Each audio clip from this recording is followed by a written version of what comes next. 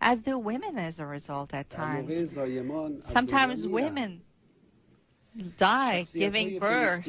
Palestinian figures are assassinated, and it goes to such extent that it's actually announced beforehand. 3 big wars started by the Zionist regime. The last of which 3 big wars started by the Zionist regime. The last of which was in 2006 when they attacked Lebanon. So when will this calamity, this catastrophe end? Our solution is a humanitarian one. How? What we say is that in the Palestinian territory there must be a free referendum, and the Palestinian people should determine their own fate. This is the spirit and the letter of the Charter of the United Nations.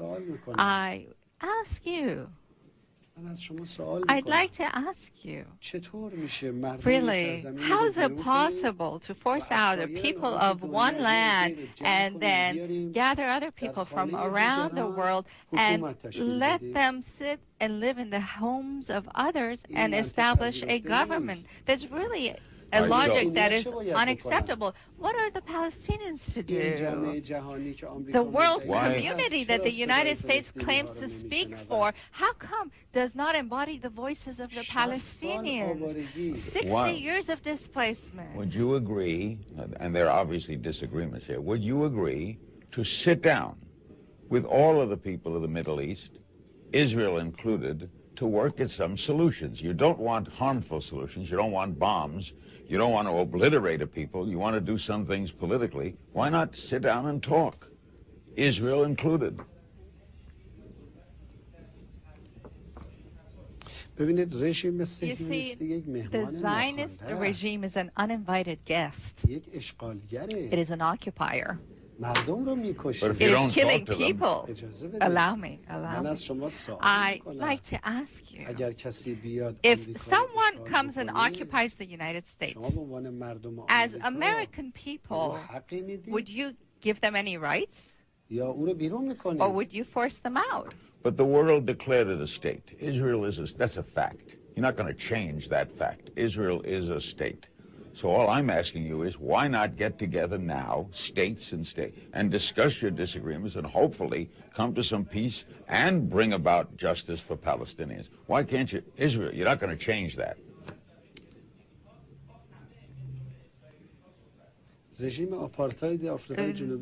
apartheid regime of South Africa was a fact as well. Where is it today? The Soviet Union was a fact as well. Where is it today? Was the Soviet Union, did the Soviet Union collapse as a result of talks and dialogue, or as a result of resistance, in other words? At times you have to resist. You see, over 100 peace plans have been offered for the resolution of the Palestinian crisis, and all of them have been defeated. None of them have given results. Today, the head of the Palestinian Authority, the Egyptian leader, many others have negotiated with the Zionists many times, but has there been any result? Hundreds of meetings and negotiations. What's the result so far? Except the expansion of the Zionist regime, the expansion of settlements, except for the escalation of tensions and terror and the killing of people. This regime is fundamentally illegal. I'm deeply concerned about the situation in Georgia. The United States takes this matter very seriously. The attacks are occurring in regions of Georgia far from the zone of conflict in South Ossetia. They mark a dangerous escalation. The violence is endangering regional peace. Civilian lives have been lost. Others are in danger. This situation can be resolved peacefully.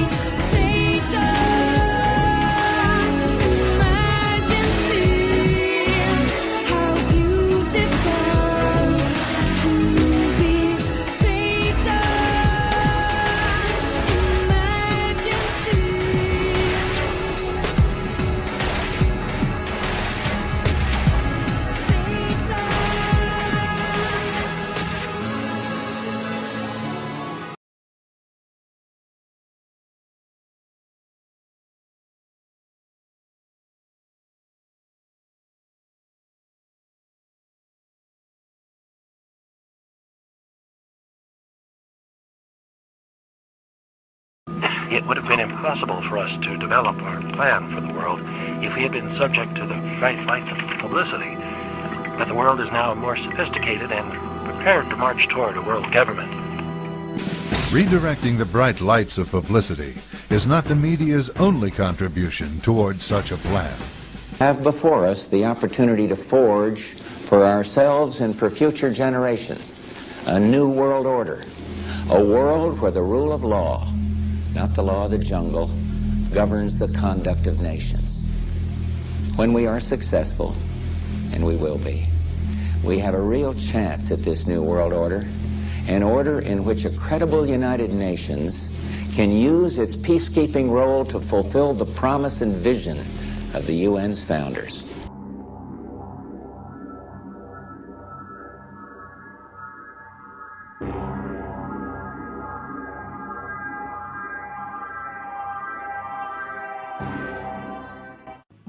What is at stake is more than one small country.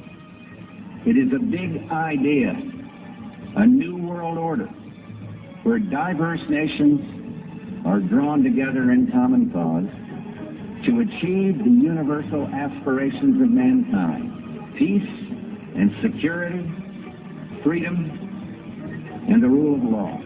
Out of these troubled times, our fifth objective, a new world order, can emerge. Now we can see a new world coming into view. A world in which there is a very real prospect of a new world order. There is a chance for the President of the United States to use this disaster to carry out what his father, a phrase his father used, I think, only once, and hasn't been used since, and that is a new world order.